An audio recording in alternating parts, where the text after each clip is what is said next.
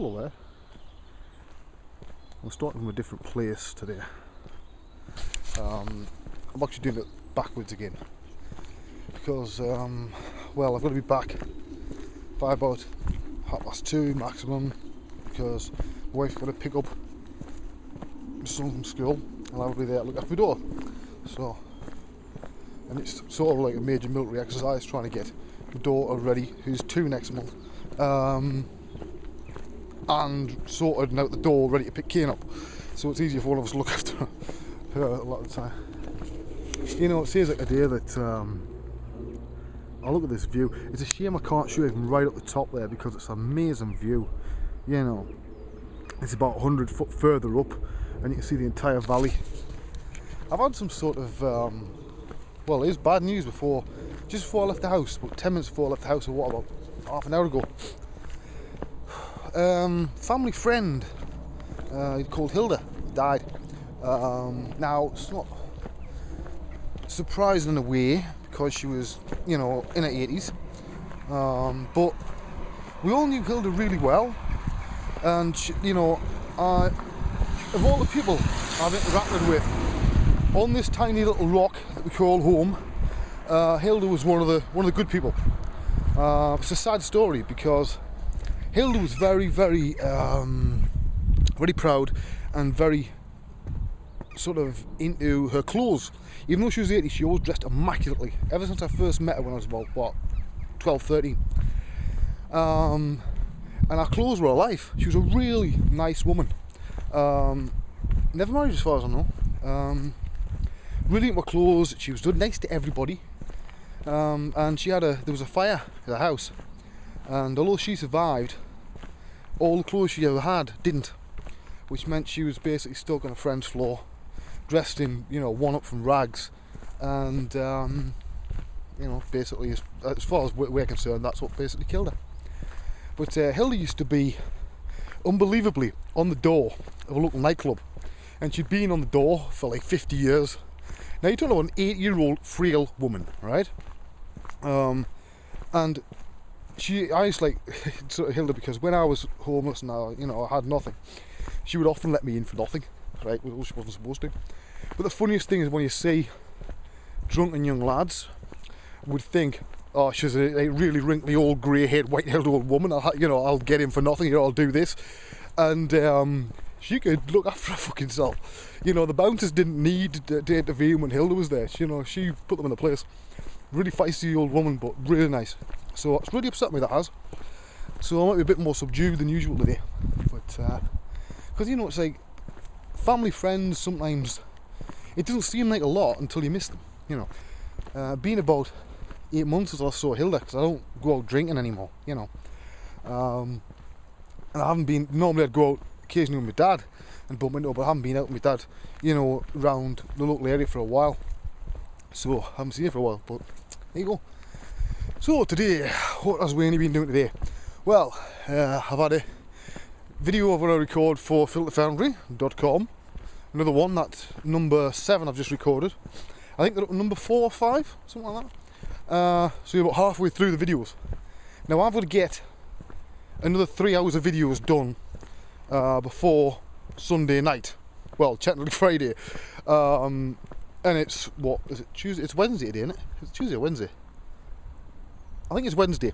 So I've got tomorrow and Friday to get 3 hours of videos done, which seems like loads of time, but I've got to fit it in when my daughter's asleep and not about to wake up and go wah! In the middle of a video,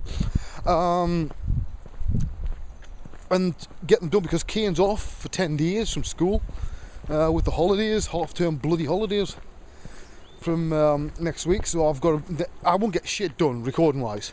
You know, I can still get my work done, don't get me wrong, but I can't record stuff because you never know if they're going to be quiet little lambs for an hour or scream the chuffing place down. That's the bottom line, I'm afraid. So I've got to get this done this week, and that's basically that lot of stuff done for Filter Foundry.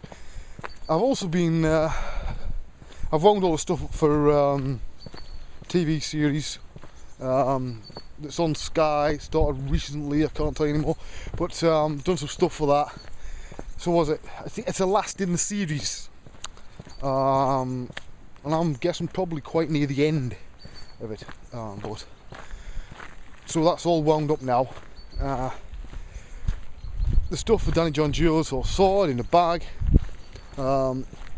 Hopefully I'll actually get to meet the guy. I'm the only person that's worked on this so far, of all the people I've brought in, that has actually met him, because I've been too busy fucking working, you know, on it. So hopefully I'll actually get to meet him next time down in London, probably next month. Go and chat on a few things, meet a few people, you know. But yeah, it's... Apart from that, there's not a whole lot being going on. It's just been work. I said last week, doing this model, you see what I mean when you see it on film, but having to use real life reference for something like this wasn't good, you know.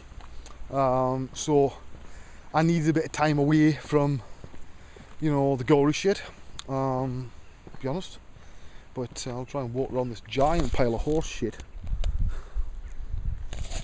So you don't get piles of horse shit on other videos, do you? Oh, it's a selling point, that is.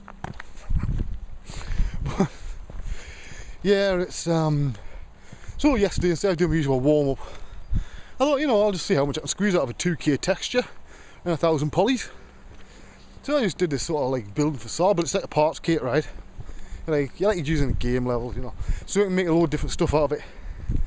And I thought, well, I'll stick it in mental ray and give it a render. It doesn't look too shabby, you know what I mean? And it's like, to be quite, I'm going to be blunt here, right? This is not going to make me friends, but I've done a few bits of environment things lately, right? And I've got to admit that if you're an environment artist in games, son, you're getting paid for fucking nothing, right? It's easy. Once you learn the rules and a couple of the workflows you need, it is fucking easy, right? Maybe it's just because I've been around a long time, and I'm thinking, you know something, don't really like doing all this digital sculpting crap when I can do a load of environment stuff that is zero stress and get paid the same money. You know, just cross my mind from time to time, you know what I mean? Do I need the shit, you know? But, well, I still like what I do. But I like the little challenge that it throws up from time to time. But I've got 3 minutes on this video left. But yeah, it's... I'm sort of... Once I've got this out of the way, there's a few things I want to do for me. You know, it's things I've, like for a couple of short films, I've been desperately trying to get stuff done for. But every time I fucking start, there's a load of work comes in. You know what?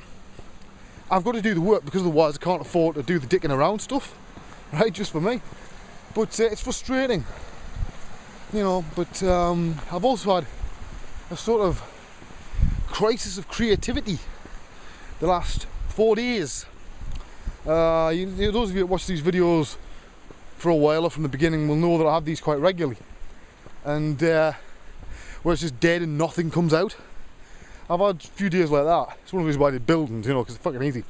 But yes, I keep trying to think of ways out of it, but I find there's ways to kickstart, but you can also help yourself a little bit. Now I'm going to call it on this video, and I'll continue the next one, because otherwise I'll get in the middle of a fucking sentence and I'll have to continue. Also got delivery today of my little tiny screw thing with a 1/4 inch screw on one side and 3/8 of an inch on the other side, so I can finally use the car bit off the dolly. So I'm looking forward to give that a go. I've also invented a brand new type of tripod. Also technically a tripod, but I'll explain next time, in a minute, in the next video.